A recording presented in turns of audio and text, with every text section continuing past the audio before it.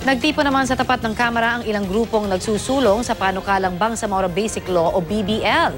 Panawagan nila sa mga kongresista, aprubahan ang bersyon ng panukalang batas na lumusot sa House Ad Hoc Committee. May ulat on the spot si Mark Salazar. Mark?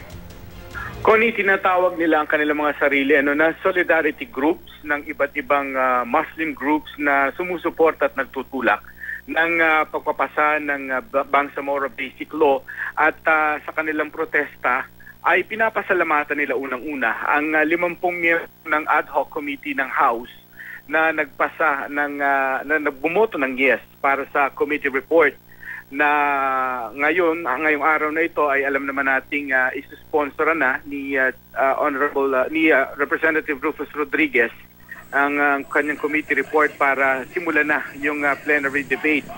Itong mga grupo ay nananawagan naman sa mga senador na sumunod na at kinababahala nila ang mga pronouncements na nanggagaling sa Senado, partikular yung committee report ni Senator Miriam Santiago na nagsasabi na maraming butas, maraming dapat palitan sa BBL. At ang sinasabi ng mga grupo na yan, Connie, ay non-negotiable ang BBL at dapat ito'y sumunod sa CAB o Comprehensive Agreement on the Bangsamoro dahil kung hindi ay mauulit lamang daw ang kwento ng anilay pumalpak na GRP MNLF Peace Pact noong 1990s.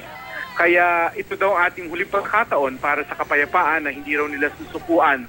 Kaya ang panawagan nila sa mga mababatas ay madaliin at sundin ang nakapaloob sa napagkasunduang Comprehensive Agreement on the Bangsamoro. Connie? Maraming salamat, Mark Salazar.